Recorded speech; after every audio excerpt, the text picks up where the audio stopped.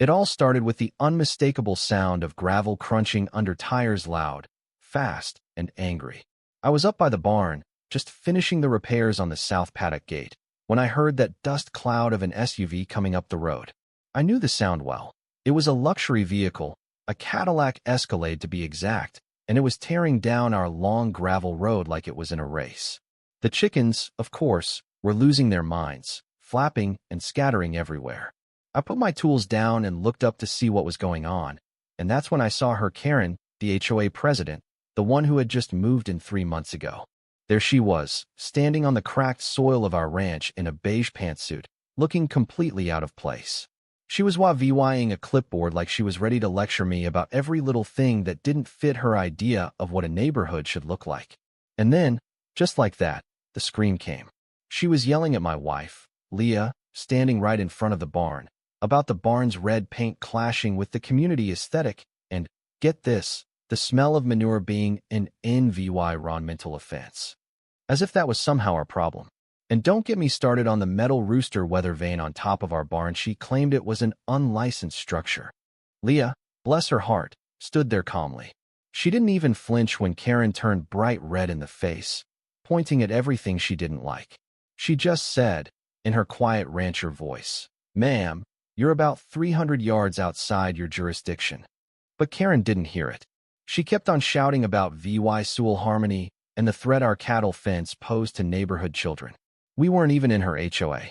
Our property line didn't touch her VY shown, and yet there she was telling us how to run our farm. But it didn't stop there. Karen, in all her ridiculousness, pulled out a laminated list of supposed HOA violations, a laminated list, like she was presenting East VY Denke in court. And she was reading it out loud, going on about how we were in breach of VY Sewell Harmony standards.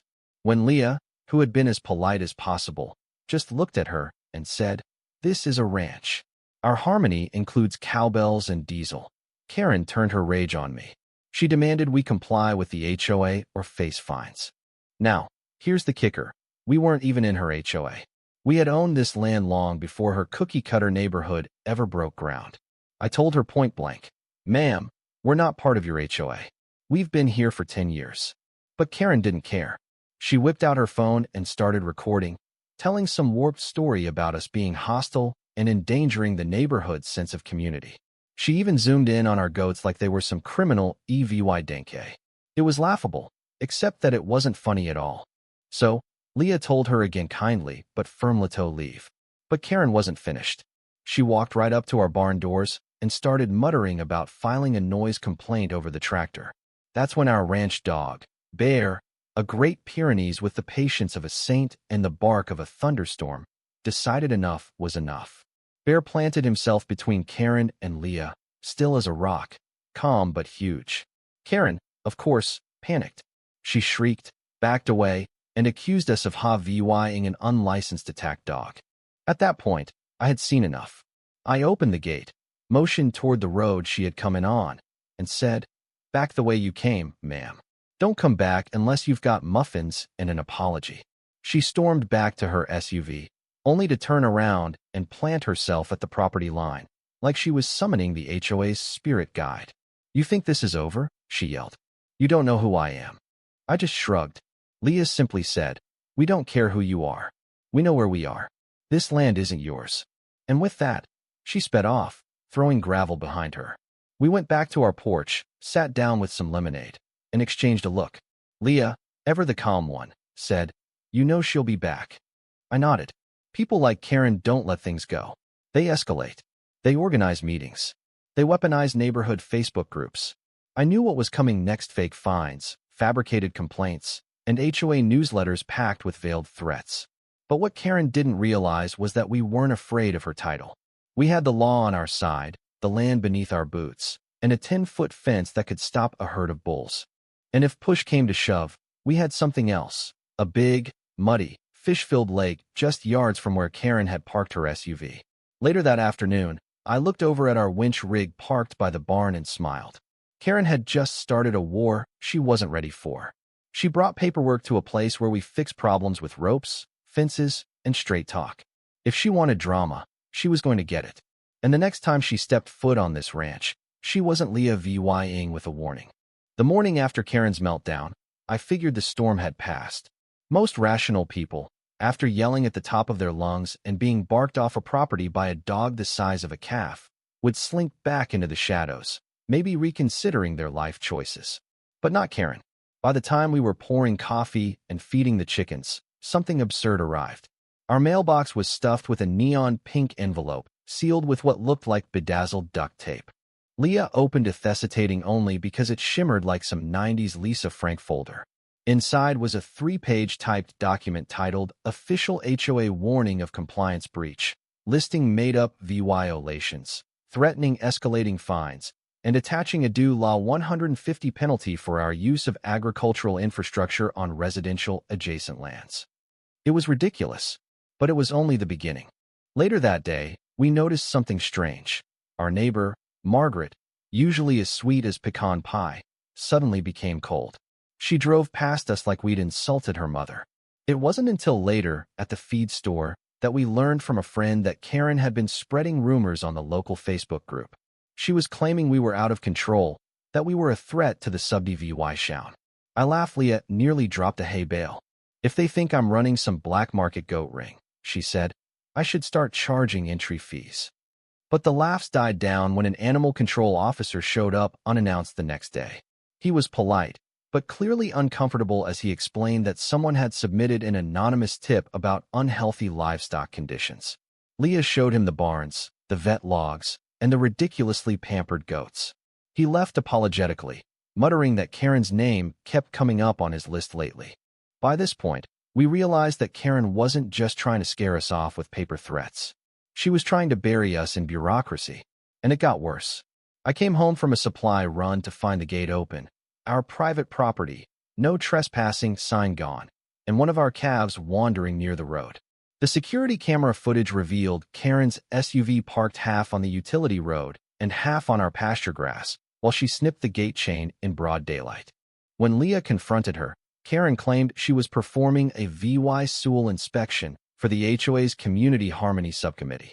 Leah, always quick on her feet, told her she had 60 seconds to leave before she'd be on the receiving end of a manure hose.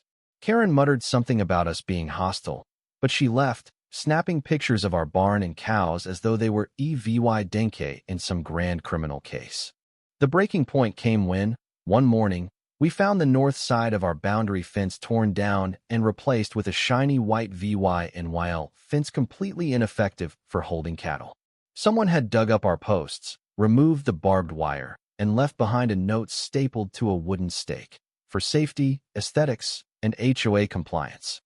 That was invasion, not just sabotage. And when we called the sheriff, he confirmed that Karen was trespassing every time she drove on our property. Now Leah got quiet. Not angry, just focused. Later that afternoon, Tom, a retired neighbor, stopped by with something more than gossip. He had minutes from the last HOA meeting. Karen had pitched something called the Property Expansion Initiative, aimed at annexing our land into the HOA's jurisdiction. Her goal was to manufacture violations to justify taking over our property. That's when it all clicked. Karen wasn't just nosy or bossy. She was on a mission, and she had underestimated exactly what kind of people she was dealing with. Leah wasn't just a ranch wife. She had grit, brains, and a no-nonsense attitude that had been forged through years of fighting for her land. We knew what we had to do next. We posted laminated copies of the sheriff's trespassing report along the fence line, set up security cameras that sent footage directly to our phones, and reinstalled the old winch rig near the access road Karen used. By nightfall, we had one last touch, a fresh sign that read, "Warning, vehicles left on property will be moved at owner's risk.